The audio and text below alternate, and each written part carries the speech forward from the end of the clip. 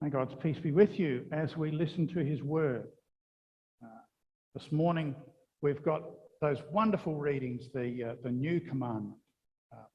And I particularly love also that epistle reading where it speaks of God making all things new. The people of God have always been defined, if you like, by his commandments.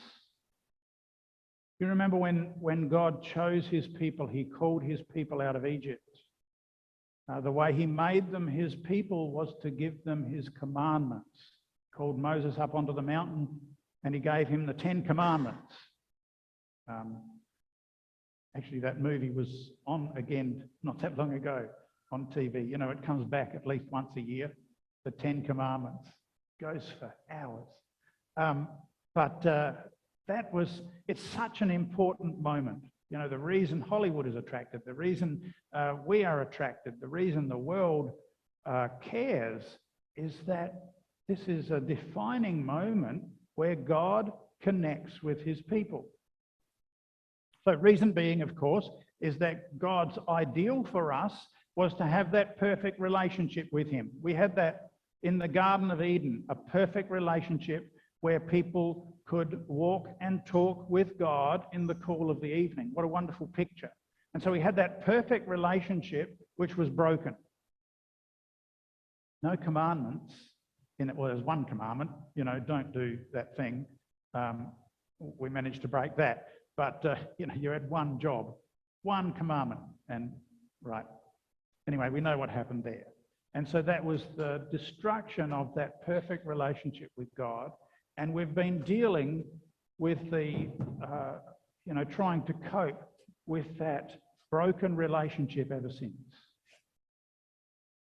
God in his grace gave us his commandments.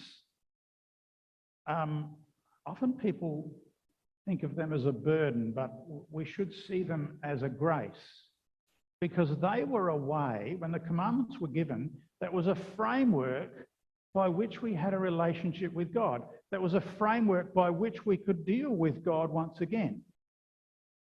You know, there were sacrifices for sin. There were, I'm not just talking about the 10 Commandments now, it was the whole law of God, which was handed down through Moses. And it provided a way that we could talk. We could no longer have that closeness, that walking with God in the cool of the evening. We couldn't have that. That was broken. That was gone. But God provided the law by which we could connect with him in a bit of a distant way, but it was still a connection. So, and that was as Paul put it, it was like a tutor leading us to the time where we could join with the great teacher. So, and then we have this new thing, this fresh start. It's great to have a fresh start. We see the Revelation reading from Revelation 21. Look, God's dwelling place is now among the people. He will dwell with them. They will be with his people, and God himself will be with them and their God. He will wipe away every tear from their eyes. There will be no more death or mourning or crying or pain, for the old order of things has passed away. He who is seated on the throne said, I am making everything new. I am making everything new.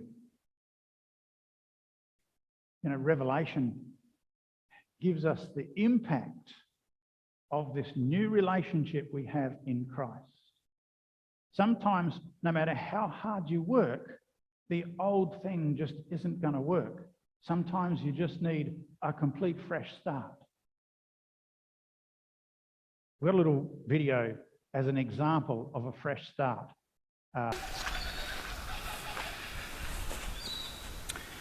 Well, hi, here I am with my little fruit trees. I thought when I started doing this is going to look a little bit like an episode of Landline, so I stuck the hat on and I thought, let's go with it. Little orange tree, or mandarin, something. Anyway, we planted these fruit trees. We've got 4 little fruit trees here that we planted, and they weren't doing very well. So we found out that the soil here was just not good enough for them. It was too heavy, they were waterlogged, they couldn't get proper nutrients. So we started to dig around the roots a little bit. Joy put a lot of work into mulching them and putting gypsum in there and that kind of thing, but it still wasn't doing much. They just stayed the same for about 1.5 years, nearly 2 years. One day I thought, no, we'll just start again with them. So I pulled them all out. The roots hadn't grown much. They were just like when we pulled them out of the pots. So we pulled them out and just set them to one side, and then I brought the tractor in and dug big deep holes, about that far down into the ground, and then got some lighter soil and mixed it up with some mulch, and had a big pile of soil over there which I was mixing up with the tractor, and mixed it all up and then poured it into the holes along with gypsum. We put that in first, some bit of fertiliser, mulch, and mounded them up, gave them plenty to start with. So changed the environment for them and then replanted them. So same trees, replanted, they just took off. They really loved the new start in the new soil. They're doing really well now. The trees responded well to this brand new fresh start. It's the kind of thing that Jesus is talking about with this fresh start. We had the law by which we could communicate with God. We had the law that we could connect with God because of our sin, but the law could never make us flourish. The law could only bring us into connection with God, but it was never going to be the end result. To really get us to grow, to really get us to see who God was, we needed this fresh start. And this is the fresh start I'm talking about. Jesus is not saying a new commandment as in just add this commandment onto the others and you'll be okay. No, Jesus is talking about the fresh start that was given in Revelation. God is making his dwelling place with us and among the people.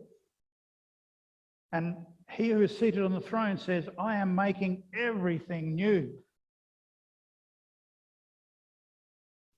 And Jesus comes along and says, if I can rephrase what he says, a new commandment I give to you. Let's change that a little bit. A new foundation for your life I'm giving you. A new foundation for your relationship with God I'm giving you. A new foundation for your relationship with everybody in this world I'm giving you. Love one another. I'm sure when Jesus said this, a new commandment I give to you, if he paused at all, people would have been thinking, oh, we better get our notebooks out or get another tablet of stone. This is going to be big. And then he says, love one another as I have loved you. They probably thought, is that it? Is that all? Love one another. It's not much of a commandment. But when you think about it, it is the commandment.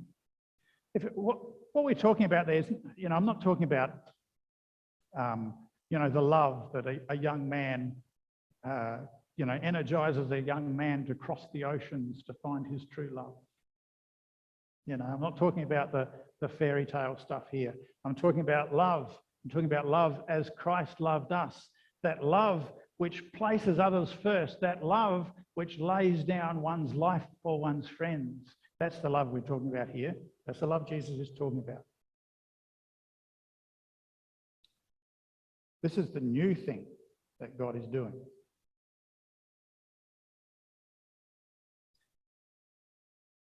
God's new start is to lay aside everything that we've based our lives on.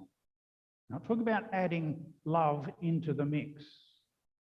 We're talking about this is, you know, everything that directs me and my life. We change that with love. Love is now the foundation upon which we build our lives. You know, in Galatians it says, "For the entire law is fulfilled in keeping this one commandment: love your neighbour as yourself." Have you noticed that legislation never fixes things? You know, in our political climate, there's you know, something goes wrong, so people come in and they make some legislation. You know, like to some extent, you know, child safe and everything is the same. We want to keep people safe, so we make rules. You know, we put in some protocols and some things, and that's all right as a bit of a checklist. But it will never fix the problem. You know, you can make a rule, "You shall not steal," but why do people still steal? You can say, well, we need greater penalties. You know, in some countries, if a person steals, they get their hand cut off. There are a lot of people running around with one hand. Why is that? Because the law doesn't change behaviour. It might threaten a few people and make them think twice, but the law can never stop sin.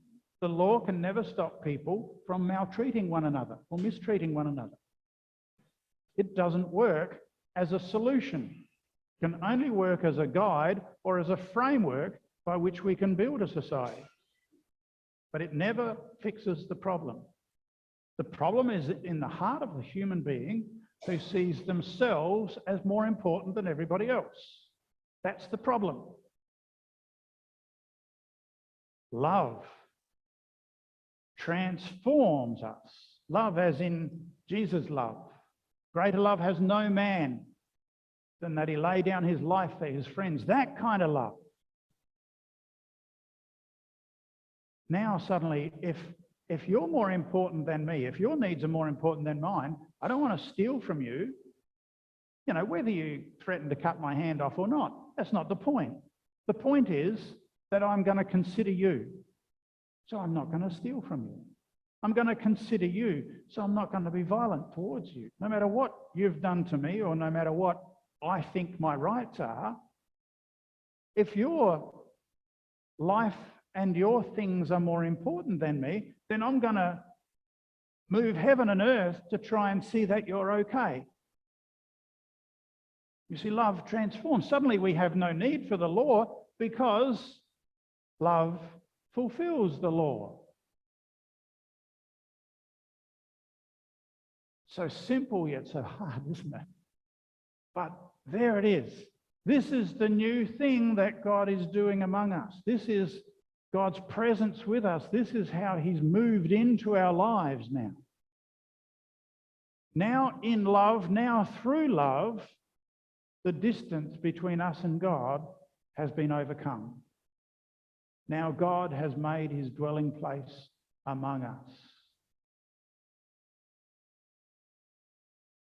And then we get back to the first Bible verse I ever learnt in Sunday school. God is love. Well, I learnt it as Chook says God is love because there was a little chook on the sticker, but God is love. In him, as we love, we experience God. God comes near to us. If you're feeling distant from God, what can you do for somebody else? Turns the question around, doesn't it? It places a new slant on it. If I want to feel God's presence with me, yes, I can pray, yes, I can read my Bible, but it's when I get out and start putting some of those things in practice for somebody else, I experience the presence of God in a very real, untangible way.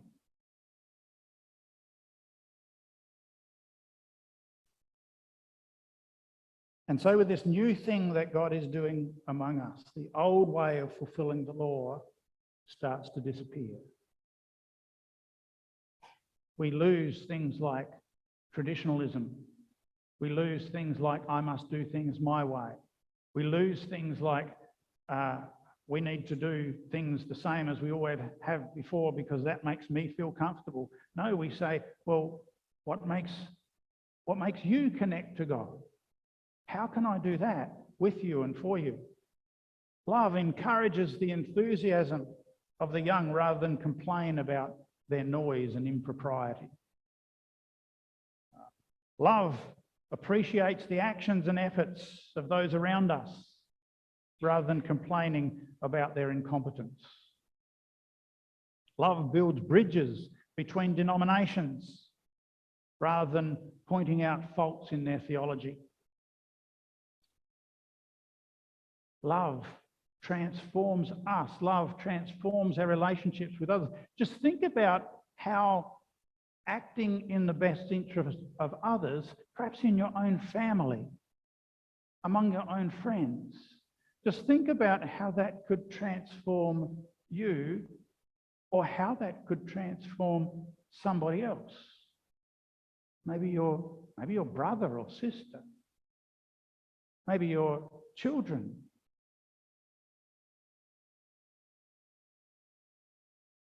Maybe what we need is rather than the government to come in and fix our problems, maybe rather than the organisation changing what they do to fix our problems, maybe we need love. Maybe growing in love and using that example of uprooting the plant and putting it in better soil.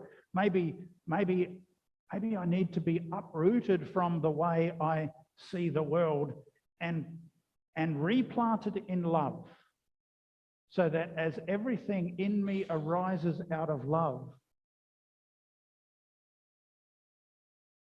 then that transforms and changes the way I deal with everyone else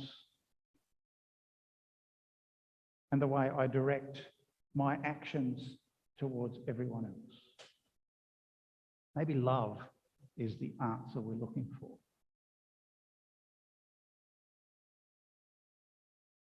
When we look to God for help, when we look to God for a change, what does he give us?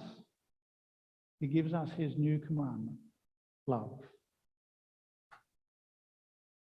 That's all we're left with, God's love. May his love transform your hearts. May his love transform those around you, through you. And may you experience God's presence through love. Amen.